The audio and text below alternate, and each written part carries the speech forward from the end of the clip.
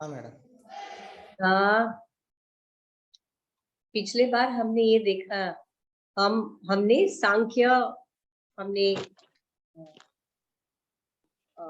खत्म किया, सांख्य फिनिश किया, और अब हम योग फिलॉसफी के बारे में अभी हम सीखने वाले हैं। उसमें पुरुष की क्या व्याख्या है, वो ईश्वर की क्या व्याख्या है, ईश्वर है या नहीं है। जैसे सांख्य में हमने क्लियरली बताया था कि ईश्वर नहीं है, तो ये सब अंतर हम देखेंगे सांख्य और। तो पिछले बार हमने ये देखा था, ये उद्देश्य क्या है, हमने ये देखा था कि यह एक एक्सपीरियंशियल साइंस है, अनुभव करने से ही हम समझेंगे। जैसे समाधि, मैं कितना भी समाधि की व्याख्या दूं, जब तक आप खुद समाधि में नहीं जाते हैं, उसकी अभ्यास नहीं करते हैं, तो आपको वो समझ में नहीं आएगा। ठीक है। तो उद्देश्य यह है कि कैवल्य के लिए हमें यह योग दर्शन, और कैवल्य कैसे मिलेगा? खुद अभ्यास से। और हमारे अंदर कितनी वृत्तियां हैं उन्हें देखना है, और उन्हें एक एक करके हमारे सिस्टम से बाहर करना है। वही हमारा उद्देश्य है। ठीक है। हाँ, ठीक है। अब भारतीय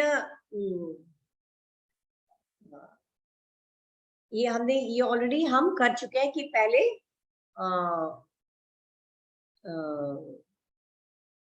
ये पहले हमने कैसे हम 4 अध्याय है, अध्याय नहीं, उन्हें पाद कहते हैं। ठीक है। मैंने ये भी कहा था समाधि पाद, साधन पाद, और विभूति पाद, और चौथा है कैवल्य पाद। और मैंने ये भी कहा था कि इन चारों, अच्छा, मैंने सिर्फ 2 पाद के बारे में मैंने बताया था। ये कहा था कि समाधि पाद उत्तम कोटि के साधकों के लिए है। वो चित्त वृत्ति का निरोध करने को कहा है पतंजलि मुनि ने। और उन्होंने ये बताया है कि समापत्ति, समाधि में कैसे जाना है, कितने तरह के समापत्ति है। ओके, वो सब उसमें बताया है। और उन्होंने ये भी बताया है, अगर ये समापत्ति नहीं हो रहा है, ये सबकी बस की बात नहीं है, तो उन लोगों ने ईश्वर प्रणिधान वह करना चाहिए। फिर उन्होंने ईश्वर की व्याख्या की। अच्छा, अब मैंने ये भी कहा था कि साधन पाद में क्या क्या दिया था, कहा था। और ये कहा था कि अष्टांग क्रिया योग साधन पाद में दिया गया है। क्रिया योग, तपः स्वाध्याय ईश्वर प्रणिधानानि क्रिया योग, यह समाधि साधन पाद में दिया गया है। साधन पाद के अंत में पतंजलि मुनि बता रहे हैं अष्टांग योग के बारे में। वह अधम कोटि जो बिल्कुल नए हैं योग की साधना में, बिल्कुल जो नए हैं, जिन्हें कुछ जानकारी नहीं है, वह साधक अष्टांग योग का अभ्यास करेंगे। ठीक है। और मैंने ये भी बताया था, जो अष्टांग योग के 8 अंग है, तो पहले 5 अंग साधन पाद में दिया गया है, और बाकी के 3 अंग धारणा, ध्यान, समाधि, विभूति पाद, तीसरे विभूति पाद में यह दिया गया है 7। और इन तीनों को एकत्र अगर करेंगे, धारणा, ध्यान, समाधि, यह एकत्र होके मतलब एक के पीछे कंटिन्यूअसली हो रहा है, तो उसे क्या कहेंगे? संयम, संयम। अच्छा, फिर पतंजलि मुनि ने यह भी बताया है कि संयम की व्याख्या तो उन्होंने दिया है, और यह भी बताया है कि हर एक वस्तु पर अलग अलग वस्तु पर संयम करने से हमें अलग अलग उसकी सिद्धियां मिलती है। ओके, जैसे कि मैंने कहा था, अब कंठ के ऊपर आप संयम करेंगे। मैं सिर्फ यहाँ धारणा ध्यान की बात नहीं कर रही हूँ, संयम अगर कंठ में करेंगे तो हमारी भूख प्यास हमारे नियंत्रण में होगी। ठीक है, और विभूति पाद के अंत में उन्होंने यह भी कहा है, कैवल्य पाने के लिए यह सिद्धियां आवश्यक है। लेकिन प्रॉब्लम कहाँ पे आता है, दो तरह के लोग होते हैं, यह सिद्धियां प्राप्त करके उसका प्रदर्शन करने लगते हैं। जब वह प्रदर्शन करना शुरू करते हैं, वहीं से उनका पतन शुरू होता है। तो पतंजलि मुनि क्लियरली कहते हैं, आवश्यक है ये सिद्धियां कैवल्य के लिए, पर वहीं पे नहीं रुकना है, उसके आगे कैवल्य है, आगे बढ़ना है। और कैवल्य पाद में उन्होंने कैसे कहा है कि किस तरह से कैवल्य की प्राप्ति होती है। जो क्लेश के जो संस्कार शेष रहते हैं, उनका भी नाश करना है। उनका भी नाश अगर करेंगे तो सारी वृत्तियों का नाश हो जाता है और वह योगी जीवन मुक्त बन जाता है। यानी कि उनकी चित्त वृत्तियों का नाश हो गया, योग की स्थिति में वह योगी पहुंच गए हैं। वह सिर्फ इसीलिए जीवित है कि दूसरों की वह मदद कर सके, दूसरों को भी योग सिखा सके और योग से कैसे कैवल्य प्राप्ति होती है वो सिखा सके। और जब उनका जो प्रारब्ध कर्म समाप्त हो जाए, ये तीनों कर्मों के बारे में मैंने सांख्य सिखाते वक्त बताया था, 3 तरह के कर्म, और ये योग सूत्र तो सांख्य दर्शन को ही फॉलो कर सिद्धांतों को मानता है। तो उनका जो प्रारब्ध कर्म समाप्त होने तक के शरीर जीवित रहता है, और जब तक शरीर जीवित रहता है वह सब लोगों की मदद करते हैं। ठीक है, यह 4 ठीक है। योग सूत्र ये भी बताया था कि परिचय भी मैंने बता चुकी हूँ, और प्रणेता कौन है, पतंजलि मुनि, उनके बारे में भी बता चुकी हूँ। मैंने ये भी कहा था उन्होंने 3 पुस्तकों की रचना की थी। ओके, वह क्या है, योग सूत्र, व्याकरण, पाणिनि व्याकरण और आयुर्वेद। ओके, तीनों ग्रंथों की उन्होंने रचना की है। ओके, अब हम आते हैं, 4 पाद है, उसके बारे में भी मैंने बताया था आपको, समाधि पाद, साधन पाद, विभूति पाद और कैवल्य पाद। और हर एक पाद में हर एक क्या क्या मेंशन हुआ है, क्या क्या उल्लेख है, वह भी मैंने आपको बता चुकी हूँ। ठीक है, तो अब हम आते हैं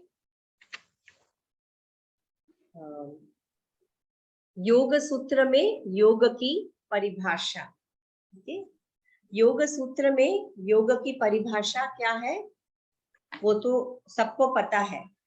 दूसरा सूत्र, समाधि पाद का दूसरा सूत्र है, वह है योगः चित्त वृत्ति निरोधः, यानी कि चित्त की वृत्तियों का निरोध करना ही योग है।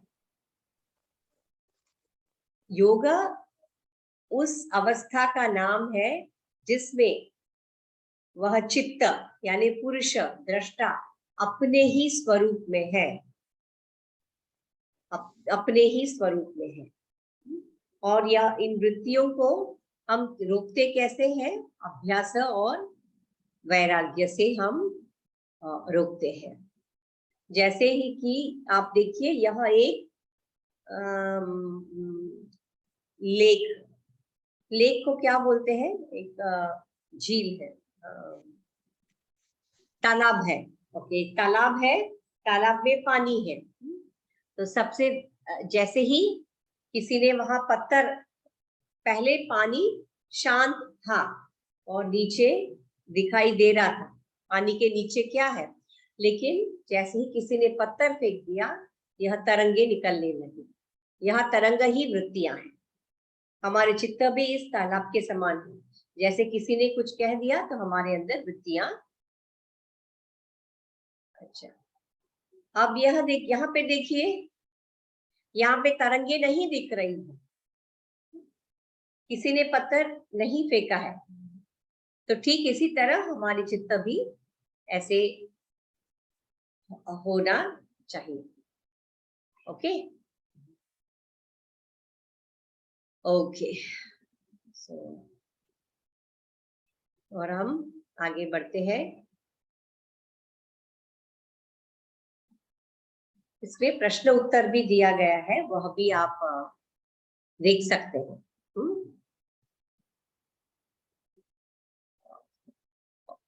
और उस प्रश्न के उत्तर आप लिखने की कोशिश कीजिए, मैं आपको सेंड करूंगी। अच्छा, अब हम आते हैं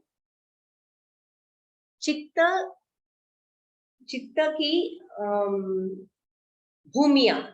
ओके, यह कहाँ पे बताया गया है? क्या सूत्र में बताया गया है? चित्त वृत्ति के सूत्र में बताया गया है भूमि? नहीं, मैंने ऑलरेडी आपको कहा था कि भाष्यकार सूत्र, पहले पतंजलि मुनि ने सूत्र लिखा, फिर उसके बाद व्यास मुनि ने उसके ऊपर भाष्य उन्होंने लिखा, फिर और उसके बाद उसे और सुलभ करने के लिए टीकाकार, ओके, मिश्रा, तो उन्होंने, वह टीकाकार है, उन्होंने भाष्य के ऊपर टीका किया। अब यह जो भूमि है सूत्र में नहीं आता है, सूत्र में नहीं आता है, वह किस में आता है? सूत्र की जो व्यास भाष्य है, चित्त वृत्ति निरोध, उसकी जो व्यास भाष्य है उसमें यह आया है। ठीक है। अच्छा, कितनी चित्त की कितनी भूमियां है? 5 भूमियां है। ठीक है, 5 भूमियां है। अच्छा, उस भूमियों में उनका नाम क्या है? 5 भूमियों का नाम याद है किसी को? किसी को याद है 5 भूमि का नाम? पहला है क्षिप्त, विक्षिप्त, मूढ़, एकाग्र आणि निरुद्ध। निरुद्ध, हाँ, वेरी गुड। तो सबसे पहला है क्षिप्त, और दूसरा है मूढ़, उस क्रम में जाना चाहिए, मूढ़। फिर तीसरा है विक्षिप्त, और फिर चौथा है एकाग्र, और 5वां है निरोध। इसीलिए कहा है कि चित्त वृत्ति निरोध, इसीलिए कहा गया है। हाँ, अच्छा, क्षिप्त का मतलब क्या है? क्षिप्त मतलब वह चित्त रजस से भरा हुआ है। भरा हुआ यानी रजस ज्यादा शक्तिशाली है, बहुत ही ज्यादा शक्तिशाली है। और आप मुझे बताइए, ऐसे स्थिति में जब रजस शक्तिशाली है, ओके, उस स्थिति में चित्त की क्या हालत होगी? देखिए, बिल्कुल स्थिर ही नहीं है वह चित्त। हमने एक सरोवर जैसा लिया है ना, चित्त को सरोवर के समान लिया है, फिर हम स्टडी कर रहे हैं। देखिए, वृत्तियां आती ही रहती है, और कभी कभी ज्यादातर वो नकारात्मक होती है। हाँ, रजस यानी क्रियाशील, पर यहाँ पे चित्त रजोगुण थोड़ा ज्यादा ही शक्तिशाली है। तो क्या ऐसे चित्त योग के लिए योग्य है, समाधि के लिए योग्य है? ऐसे चित्त जहाँ पे रजस ज्यादा शक्तिशाली है, क्या ऐसे चित्त योग के लिए योग्य है क्या? वह क्यों क्यों योग्य नहीं? हाँ नहीं है ना, क्यों? क्योंकि वह हमेशा भोग भोग कैसे करना है उसी के पीछे, जब रजस ज्यादा शक्तिशाली होता है वह चित्त इसी के पीछे लगा रहता है कि मुझे भोग कैसे मिले, मैं सुख कैसे भोगूं, इसी के पीछे चित्त, यानी चित्त पूर्ण तरीके से इंद्रियों के साथ में ही जुड़ा हुआ है। इंद्रियां जहां जहां जाती है चित्त उसके पीछे पीछे जाता है। क्यों? वह रजस ज्यादा शक्तिशाली है और वह चित्त उसमें स्थिरता ही नहीं है। एक सेकंड के लिए वह चित्त सोचता है मुझे यह मोबाइल फोन चाहिए, फिर दूसरे ही दूरी में एक और दुकान पड़ता है, फिर वह सोचता है नहीं मुझे ये लैपटॉप चाहिए, थोड़े सेकंड से अगले दुकान में जाता है, फिर वह कोई और वस्तु देखता है। इसका मतलब क्या है? वह भोग कैसे करना है यही चिंतन करता रहता है ऐसे चित्त। इसीलिए ऐसे चित्त समाधि के योग्य नहीं है। चित्त भूमि इसीलिए हम स्टडी करते हैं कि किस तरह का चित्त समाधि के लिए योग्य। अभी चित्त वृत्ति निरोधः उन्होंने बताया है, तो उसका व्यास भाष्य में व्यास मुनि ने एक्सप्लेनेशन दिया है। तो यह चित्त समाधि के योग्य नहीं है। अब दूसरी तरह का क्या है? क्षिप्त मूढ़। अब ये मूढ़ चित्त, उसमें कौन सा गुण शक्तिशाली है? तमोगुण, तमस। ठीक है, हमने ऑलरेडी स्टडी किया है किसमें? सांख्य में। क्या स्टडी किया है हमने सांख्य में? प्रकृति कितने गुणों से बने हैं? 3 गुणों से, 3 गुणों से बने हैं। तो यह योग दर्शन भी वही मानता है, क्योंकि वह सांख्य के सिद्धांतों को मानता है, इसीलिए। ठीक है, यदि सत्व गुण से शक्तिशाली है तो वह चित्त हमेशा धर्म, ज्ञान, वैराग्य और ऐश्वर्य में रहता है। अगर सत्व में है तो, अगर रजोगुण में है तो वो क्या, इन दोनों के बीच में, धर्म अधर्म के बीच में, ज्ञान अज्ञान के बीच में वह आता जाता रहता है। अच्छा, अगर तमोगुण शक्तिशाली है तो वह चित्त कैसे होगा? वह चित्त वह बिल्कुल जड़ होगा, हैवी होगा और एक ही जगह में पड़ा रहेगा, है ना? तो वह किसका संकेत देता है? अधर्म, अज्ञान, अवैराग्य और अनैश्वर्य, इसी में रत रहता है तमोगुण। क्योंकि उस चित्त को कोई क्रिया करना ही नहीं है, कोई कर्म करना ही नहीं है, तमोगुण। ठीक है, हाँ, तो पहले क्षिप्त, दूसरा है मूढ़। मूढ़ चित्त में तमोगुण शक्तिशाली है, तो यह भी समाधि के लिए योग्य नहीं है। समाधि के लिए ऐसे चित्त योग्य नहीं है। ठीक है, यह तमोगुण जब शक्तिशाली है ना, वह सिर्फ दिन में भी वह सपना देखता रहेगा कि मैं ऐसा करूंगा, मैं वैसा करूंगा, और उन्हें पता भी है क्या सही है क्या गलत है, लेकिन उनको काम नहीं करना है। ठीक है, हाँ। और तीसरा कौन सा आपने बताया? विक्षिप्त। हाँ, अब विक्षिप्त में क्या है? वो जो पेंडुलम है ना, पेंडुलम कभी इस तरफ जाता है और कभी उस तरफ। घड़ी के अंदर का पेंडुलम आपने देखा है, जब टिक टिक करता है इस तरफ कभी उस तरफ जाता है ना, या ठीक उसी तरह इस विक्षिप्त में हम सबको पता है कि योग अभ्यास करना है, सब करना है, ध्यान में बैठना है, हमें सब पता है और हम ध्यान में बैठते भी हैं। और जब हम ध्यान में बैठते हैं, एक सेकंड के लिए हमें कुछ और काम याद आ जाता है।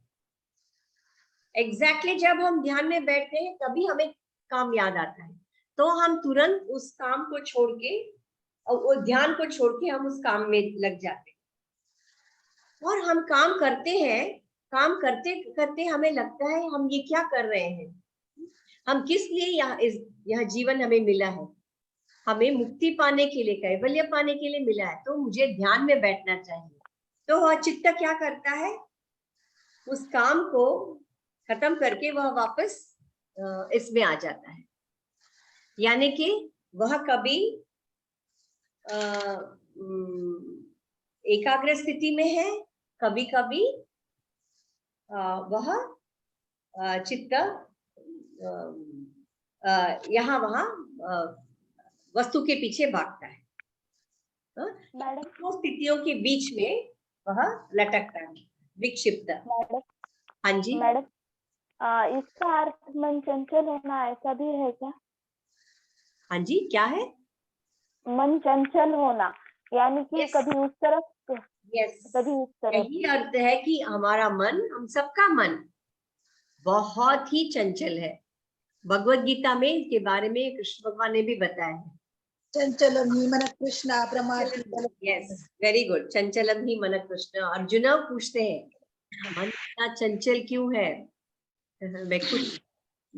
मैं वो कहते हैं कि जो मेघ है ना, मेरा तीर मेघ की तरफ मार सकता हूँ, सारे मेघ को एकत्र करके मैं मार सकता हूँ, पर यह जो मन एक जगह में रुकता नहीं है। ऐसे पूछते चंचलम ये क्यों है इतना? तो मन हमारा बहुत ही चंचल है।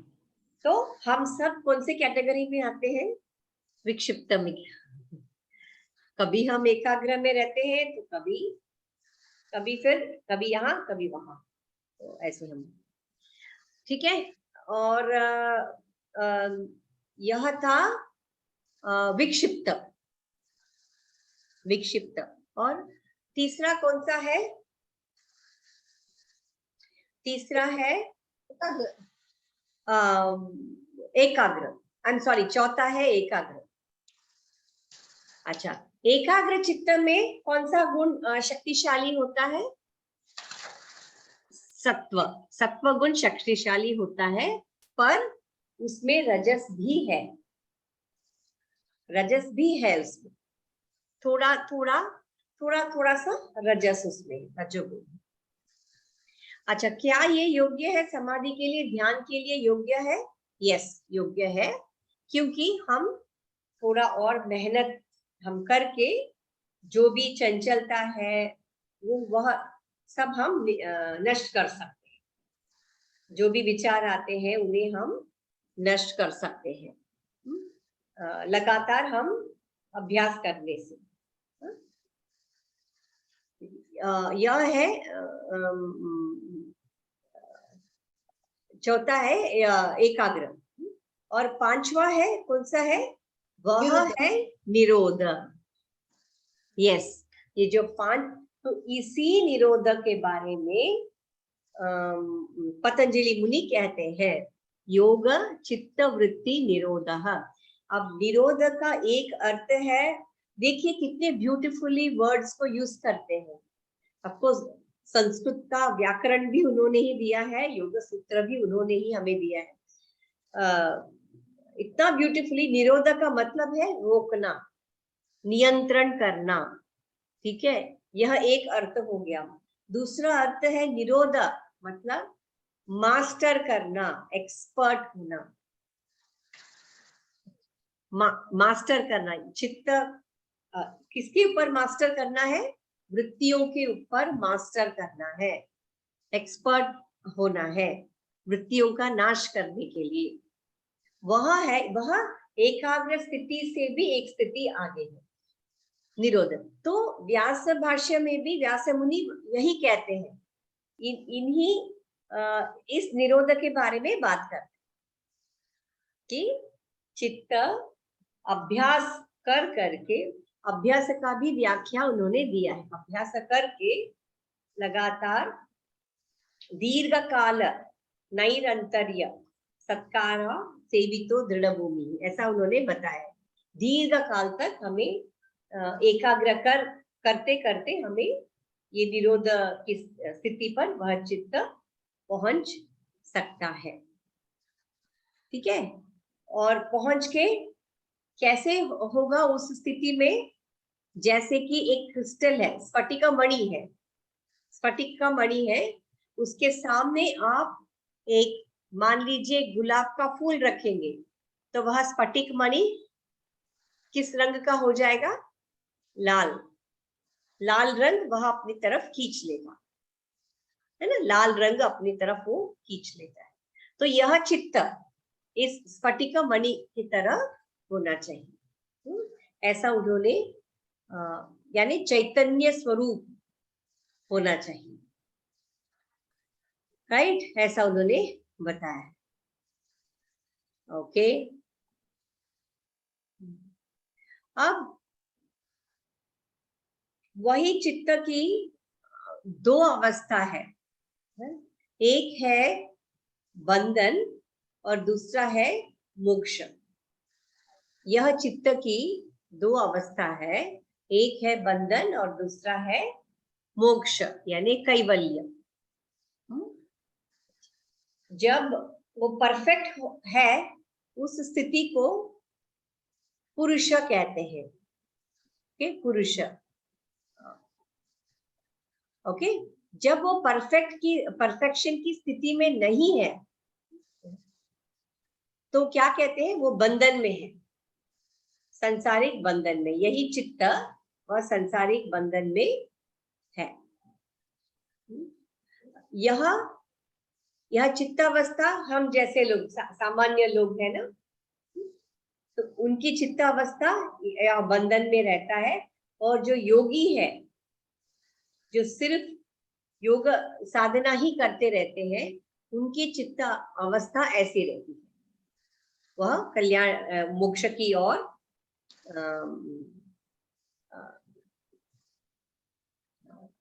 मोक्ष की ओर निकल पड़ते हैं। और यह भी देखिए, सांसारिक में ये ऐसे, वह चित्त ऐसे रहता है, और मोक्ष की अवस्था में वह पूरी वृत्तियों का नाश कर चुका है। आई एम सॉरी, इधर आई एम सॉरी, यहाँ पे पूरी वृत्तियों का वह नाश कर चुके हैं, इसीलिए वह कैवल्य की अवस्था की ओर वह जा रहे हैं। ओके ओके, और अंतःकरण में क्या क्या चीजें होती है? अंतःकरण में मैंने आपको कहा था मन, बुद्धि, यस, अहंकार। यस, मन, बुद्धि, अहंकार। तो ये चित्त और अहंकार की उत्पत्ति कैसे करती है चित्त, ये भी मैंने पिछली बार कहा था। जैसे प्रकृति पुरुष के संपर्क में आता है, पुरुष तो प्रकाशमय है ना, सदा प्रकाश स्वरूप है ना। ये मैंने सांख्य के वक्त ही मैंने कहा था, सदा प्रकाश स्वरूप। तो जैसे ही वह प्रकाश उन पर पड़ता है, प्रकाश चित्त के ऊपर पड़ता है। सांख्य में मैं कहती थी बुद्धि के ऊपर पड़ता है, लेकिन यहाँ पर जैसे ही वह चित्त के ऊपर पड़ता है, वहां से उत्पत्ति शुरू होती है ना। हाँ, तो यह एक अंतर है उसमें, सांख्य में और इसमें। वहां पे हम बुद्धि ऐसे कहते हैं, हाँ, बुद्धि के ऊपर प्रकाश पड़ता है और पुरुष के प्रकाश के वजह से वह क्रियाशील हो जाता है, और क्रिया बुद्धि, तो यहाँ पे चित्त वैसे करता है। ओके, सो ये बुद्धि अहंकार, इन सबको अंतःकरण हम कहते हैं। ओके ओके, यह अंतःकरण का आपको ओके, आप देखिए ये दोनों आप फूलदानी देख रहे हैं, दोनों फूलदानी देख रहे हैं ना, यह भी हम चित्त के समान हम सोच सकते हैं। यह जो ये जो फूलदानी है उसके ऊपर जैसे धूल हुआ है, हाँ, तो यह फूलदानी के अंदर क्या है हमें पता नहीं चल रहा है। ये हम जैसे लोगों के लिए है, और योगी जनों के लिए कैसे होगा, ये देखिए एकदम क्लियर दिख रहा है, उनका चित्त ऐसे रहता है और हमारी चित्त ऐसे रहता है। ठीक है, तो ये अंतःकरण का मीनिंग आप समझ लीजिए, अंतःकरण। ओके, अब यह चित्त जैसे हमने चित्त कहा था, उसकी क्रिया कैसी होती है, वह कैसे क्रियाशील हो जाता है। वह तो जड़ है ना, प्रकृति से निकला हुआ है, तो जड़ है, तो वह क्रियाशील कैसे होता है। चित्त के द्वारा की जाने वाली सभी क्रियाएं पुरुषों को अनुभव को संभव बनाने के लिए ही होता है। आप देखिए ना, पुरुषों से जो प्रकाश निकलता है, उस प्रकाश के वजह से ही ये चित्त ऐसा लगता है उसके अंदर चैतन्य है। वह वास्तव में वह जड़ ही है चित्त। यह प्रकाश पड़ने से ऐसा लगता है कि मेरे अंदर चैतन्य आ गया है, और मैं वह क्रियाशील हो जाता है। और फिर क्या करता है, वहां से वह अहंकार के माध्यम से इंद्रियों को जन्म देता है, और इंद्रियां कर्मेंद्रिया, ज्ञानेन्द्रिया, और यही इंद्रियां वस्तुओं के संपर्क में आता है। संपर्क में आने के बाद उसका जो अनुभव है, मन उसे ले लेता है, यही चित्त उस अनुभव को ले लेता है। और उस अनुभव को, क्योंकि ये पुरुष का प्रतिबिंब, पुरुष तो प्रकाश स्वरूप है ना, पुरुष भी अपना प्रतिबिंब इस चित्त के ऊपर अपने प्रतिबिंब को देख रहा है, और ये चित्त को लग रहा है कि मैं भी पुरुष जैसा हूं, और मैं पुरुष के भोग के लिए काम करता हूँ, काम करती हूँ, या जो भी है, हाँ? तो वह तुरंत क्रियाशील हो जाता है, इंद्रियों वस्तुओं के पीछे भागता है, वह वस्तु का ज्ञान ले लेता है मन, और उस ज्ञान को चित्त में रहता है, हाँ? और फिर वह पुरुष को उसका भोग देता है, भोग कराता है, और ये समझते हैं कि पुरुष के लिए ही हम काम कर रहे हैं, ऐसा। ओके, यह दो ही कारण है, या तो पुरुष के लिए भोग का वह कारण है चित्त, या पुरुष की अपवर्ग यानी कैवल्य का कारण। चित्त ये दोनों काम करता है। ठीक है, ओके, इसी क्रम से जाता है, जैसे हमने सांख्य में पढ़ा था, उसी क्रम से चित्त के पास जाता है वह पूरा जो ज्ञान, वस्तु का ज्ञान, और वह चित्त पुरुष आत्मा के सामने उसे उस सामने उसका व्यक्तिकरण करता है, और पुरुष उसे अनुभव करता है। ओके, तो और यह चित्त की भूमियां, चित्त की भूमियों के बारे में मैंने आपको अभी अभी समझाया था कि 5 भूमियां हैं। तो ये अलग अलग भूमियों में चित्त की अवस्था अलग अलग होती है। कोई एक गुण ज्यादा शक्तिशाली होता है, वह मैंने अभी आपको बताया था। यह क्षिप्त भूमि, इस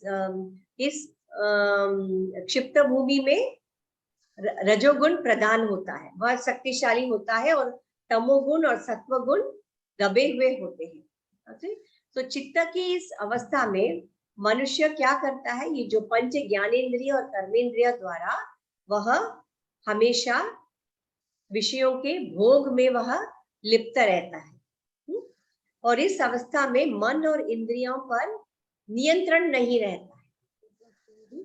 जैसे अभी अभी आपने कहा था, क्यों वो नियंत्रण नहीं है? क्योंकि वह बहुत चंचल है।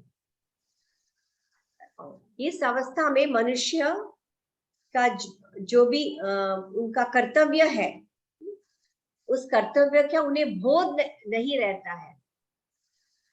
यानी हमें पता है कि यह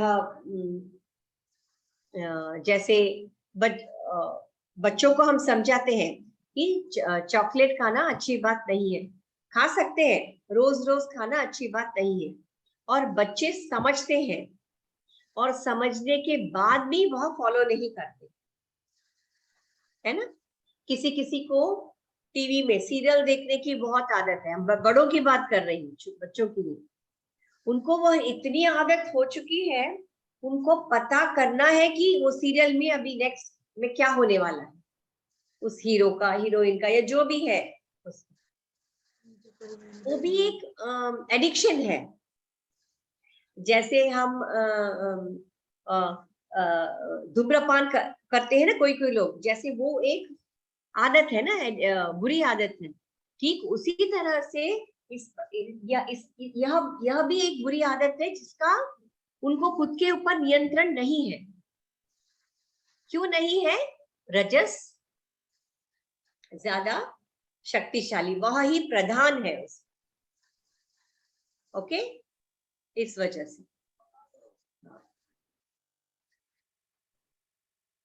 और मूढ़ में मैंने जैसे कहा था, तमोगुण शक्तिशाली है, सत्व रजोगुण दबे हुए हैं।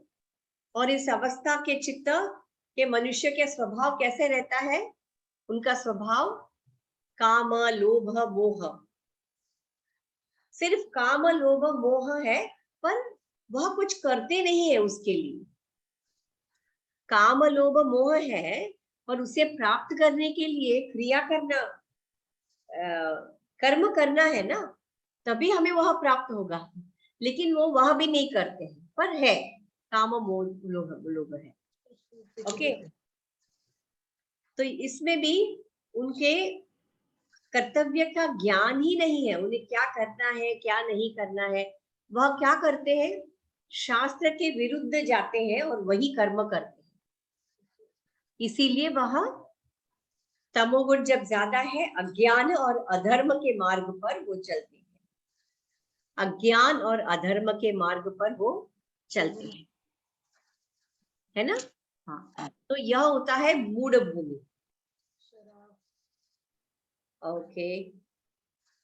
अब विक्षिप्त, यह थोड़ा सा बेटर है, यह भी अच्छा नहीं है। तो हम थोड़ी मेहनत करके हम विक्षिप्त से एकाग्र की ओर हम जा सकते हैं, ठीक है। यह भूमि, इसमें क्या होगा? सत्व गुण थोड़ा सा ज्यादा है, ओके, ज्यादा है, पर उसमें रजोगुण भी है, रजोगुण की भी प्रबलता उसमें दिखती है। तो इसीलिए हमारा मन, हमारे अंदर ही देखिए ना, हमारा मन कभी ध्यान में बैठने का हमारा मन करता है, कभी कभी हमारा मन अपने काम में या दूसरे कुछ चीजों में लग जाता है। ठीक है, विक्षिप्त, पर ठीक है, उसमें थोड़ा सा चांस है, हम विक्षिप्त से एकाग्र की ओर हम जा सकते हैं, करने वाले अभ्यास करेंगे तो हम जा सकते हैं। ओके, अब एकाग्र, अच्छा एकाग्र में इस भूमि में सत्व गुण ही प्रधान है और रजोगुण तमोगुण बिल्कुल दबे हुए रहते हैं, सत्व गुण बहुत शक्तिशाली है इसमें। अच्छा, इसमें क्या होता है, जब चित्त एक विषय पर ध्यान लगाता है, वह चित्त डगमगाता नहीं है, क्योंकि वह चित्त चंचल नहीं है, इसलिए एक ही विषय के ऊपर मन उसी में ध्यान लगाता है, तो इसी को हम एकाग्र कहते हैं। यह एकाग्र चित्त जो योग में जो थोड़े से हायर लेवल में है या उत्तम कोटि के जो साधक है, उनको आप ऐसे एकाग्र चित्त हमें उनके अंदर देखने मिलते हैं। उनका चित्त, जो योगी रहते हैं, चित्त स्फटिक के समान एक क्लियर और साफ और शुद्ध होता है, ठीक है, वो है एकाग्र। ओके, निरुद्ध, यह सबसे इंपॉर्टेंट है। वृत्तियों का निरोध करने के लिए हमारे चित्त इस स्थिति में होना चाहिए, तब हम कह सकते हैं कि चित्त की वृत्तियों का हम निरोध कर सकते हैं। तो इस भूमि में हाँ जी, हाँ जी, कुछ कहा आपने?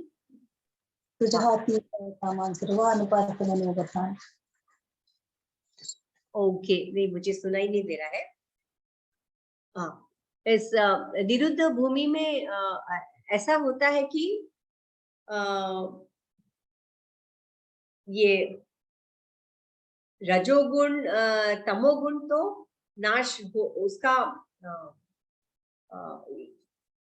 दबे हुए रहते हैं, उसके साथ साथ इस एकाग्र में सॉरी निरुद्ध में सत्व से भी आगे जाना है, परे जाना है। ओके, इस निरुद्ध भूमि में क्या होता है, तमोगुण और रजोगुण के साथ साथ सत्व गुण संबंधी वृत्तियां का भी निरोध हो चुका होता है, यानी जो अक्लिष्ट वृत्तियां हैं, जो हमें बिल्कुल सताती नहीं है, उन वृत्तियों का भी नाश इस स्थिति में, निरुद्ध भूमि के स्थिति में उन वृत्तियों का भी नाश होता है। ओके, तो यह थी 5 तरह की भूमियां, ठीक है।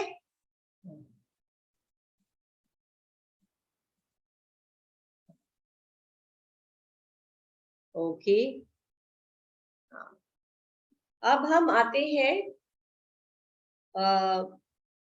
चित्त की वृत्तियां। मैडम, हाँ जी, हाँ मैडम, वो 5 भूमियां आपने बताया है ना? हाँ जी, बोलिए। हाँ, उसमें अब पहले जो बताया वो चित्त, मूड, विक्षिप्त, एकाग्र, निरोध, और हाँ। अभी आपने जो पढ़ाया है ना, उसमें क्षिप्त और विक्षिप्त अलग अलग दिखाया है। क्षिप्त और विक्षिप्त अलग अलग आपने अभी अभी वो कहा है। हाँ, अलग अलग ही है। इस लेकिन क्रम वो में आता है, व्यास भाष्य में ऐसा बताया गया है कि पहले क्षिप्त वो चित्त नहीं, क्षिप्त, मूड, विक्षिप्त, एकाग्र और निरुद्ध। हाँ, बस यही सही है। 5 तरह की भूमियां हैं। चलते, ओके ओके। हाँ, मूड, क्षिप्त, क्षिप्त, मूड, विक्षिप्त, एकाग्र और निरोध, जिनमें से यह विक्षिप्त योग के योग्य नहीं है, योग के लिए समाधि के लिए, ध्यान के योग्य नहीं है।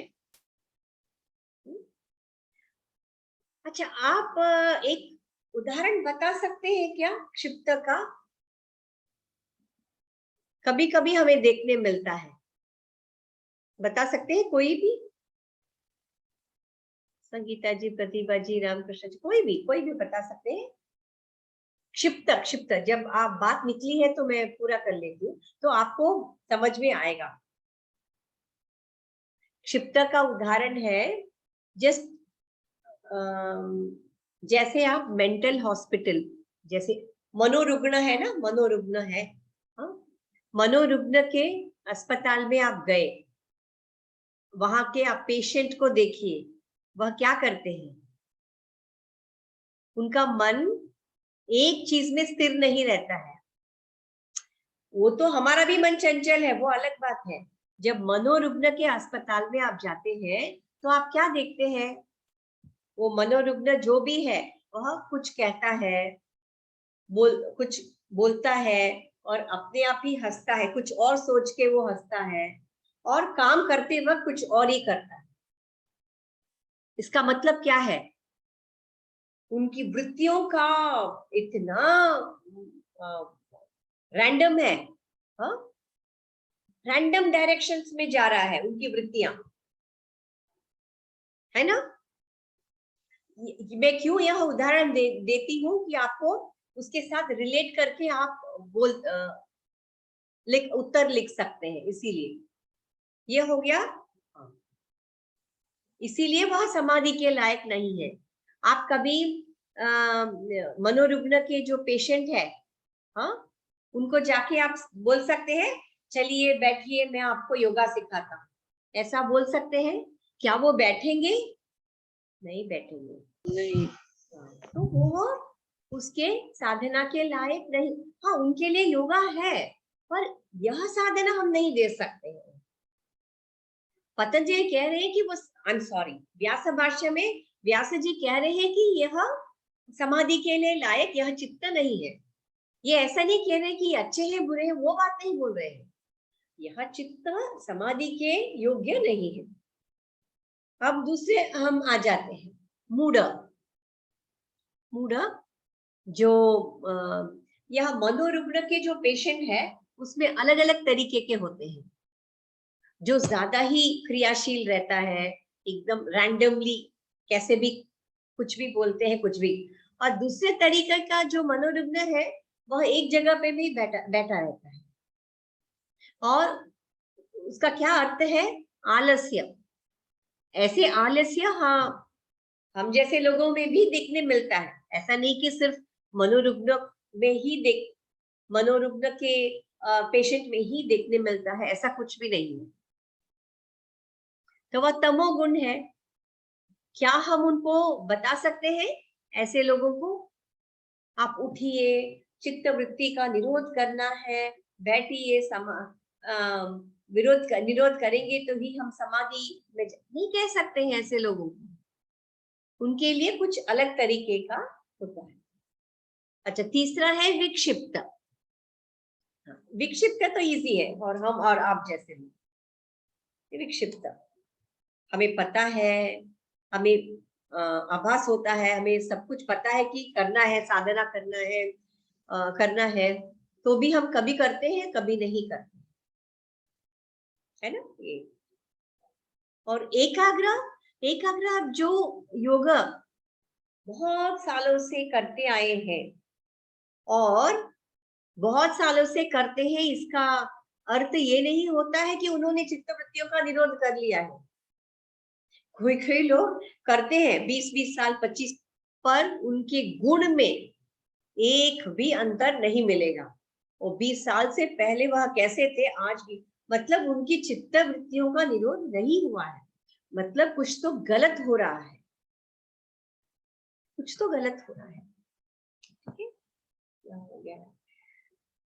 ओके, एकाग्र मैंने बताया और निरोध मैंने बताया। एकाग्र से जो आगे योगी है, ओके, यह बताया। ओके, अब हम आते हैं वृत्तियां। ओके, कितने प्रकार की वृत्तियां हैं ये तो सबको पता है शायद, है ना? कितनी प्रकार की वृत्तियां हैं? क्लिष्ट, अक्लिष्ट, है ना, वृत्तियां हैं। और उन वृत्तियों का नाम क्या है? प्रमाण, विपर्यय, विकल्प, निद्रा, स्मृतय, है ना? और प्रमाण कितने तरह के होते हैं?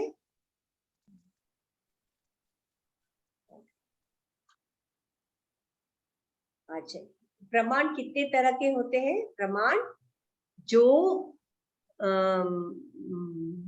सांख्य में बताया गया है वही प्रमाण योग में भी माना गया है। योग दर्शन भी वही उन्हीं प्रमाणों को मानता है। और कौन कौन से प्रमाण है? प्रत्यक्ष, अनुमान, बताइए, प्रत्यक्ष, अनुमान और आगम, यह 3 तरह के प्रमाण होते हैं। ओके, तो प्रत्यक्ष का मतलब क्या है सबको पता है? यह देखिए, यह व्यक्ति है और यह एक पुस्तक है। यह पुस्तक का ज्ञान इस व्यक्ति को कब होगा? जब इस व्यक्ति की इंद्रियां इन पुस्तक के संपर्क में आती है। यह पुस्तक इनके इंद्रियों के संपर्क में आते हैं तो तुरंत इन इंद्रियों को उसका ज्ञान हो जाता है ना? और तुरंत ही जैसे ही ज्ञान प्राप्त इंद्रियों को प्राप्त होता है, वही ज्ञान वह मन को दे देता है। ये सब पुरुष के नौकर के तरह है। नौकर नहीं बोल सकते हैं, इसके तरह, क्योंकि पुरुष के भोग के लिए भी, अपवर्ग के लिए भी यह काम करते हैं। प्रमाण यह 3 है, 3 प्रमाण है, प्रत्यक्ष, अनुमान और आगम। यह 3 तरह के प्रमाण होते हैं। ओके, अभी आगे आपको प्रमाण करके एक टॉपिक है, अलग से प्रमाण करके एक टॉपिक है, तो वह भी उसमें यह आएगा। 3 तरह के प्रमाण है। जैसे मैंने कहा था, जैसे इंद्रियां उनके विषय के साथ संयोग होता है तब ज्ञान उत्पन्न होता है। जैसे कि मैंने कहा था, आंखों द्वारा पुस्तक, और आंखों को पुस्तक का ज्ञान मिलता है और वह ज्ञान, तो इसी को हम कहते हैं प्रत्यक्ष प्रमाण। ओके, इसे हम कहते हैं प्रत्यक्ष प्रमाण। ओके ओके, अब हम अनुमान प्रमाण की ओर आते हैं। अनुमान में कैसे होगा अनुमान प्रमाण? अनुमान जैसे कि पिछली बार मैंने कहा था, आपसे कहा था ना, पर्वत है, पर्वत में हमें धुआं दिखता है, धुआं दिखाई देता है। तो जैसे ही वो धुआं दिखाई दे रहा है तो हम तुरंत क्या बोलते हैं? वहां पे अग्नि है, वहां आग लगी है, ऐसा हम कहते हैं, राइट? क्या आपने उस अग्नि को देखा है? नहीं, आपने सिर्फ अनुमान लगाया है कि उस धुआं को देखते ही आपने अनुमान लगाया है। लेकिन आपने किस आधार पर अनुमान लगाया है? ऑलरेडी आपने अग्नि को प्रत्यक्ष देखा है। कहाँ पे देखा है? रसोई घर में पानी, जल उबल रहा है, हाँ, नीचे अग्नि है, जल उबल रहा है और जल के ऊपर आप धुआं को आपने देखा है, प्रत्यक्ष देखा है। तो उस ज्ञान के आधार पर आपने यहाँ अनुमान लगाया कि क्या कहते हैं, अनुमान लगाया कि वहां पे अग्नि। ओके, यह प्रमाण का अलग सेपरेट टॉपिक है, तब हम पूरा इसको कवर करें। ओके, सेपरेट टॉपिक है प्रमाण। ओके, सो अब तीसरा है आगम। ओके, आगम, आगम का मतलब आप अर्थ क्या है? जैसे मैंने कहा था, ऋषि मुनियों ने हमें जो वेद उपनिषदों का ज्ञान दिया है, वह परंपरा से, गुरु शिष्य परंपरा से चलती आ रही है, और हम उसे मानते हैं, हमें उस पर श्रद्धा है, विश्वास है, और उस ज्ञान को मान के हम उसका अभ्यास भी करते हैं। लेकिन जिन ऋषि मुनियों ने हमें यह ज्ञान दिया है, उनके लिए यह ज्ञान प्रत्यक्ष ज्ञान है। ओके, उनके लिए यह ज्ञान, क्योंकि उन्होंने इस ज्ञान को प्रत्यक्ष देखा है, बाद में उन्होंने उसकी लिखकर हमें दिया है। यह वेद उपनिषद ऋषि मुनियों की रचना नहीं है, वो पहले से ही रचित, इस संसार में रचित था। ये ऋषि मुनियों ने समाधि में बैठ के इन पूरे सारे वेद उपनिषदों का ज्ञान उन्होंने प्राप्त किया, और वह ज्ञान लिखित रूप में हमें दिया है, और उस ज्ञान को हम पढ़ते हैं और उसे फॉलो भी करते हैं। ओके, अब आगे का हम नेक्स्ट क्लास में करते हैं।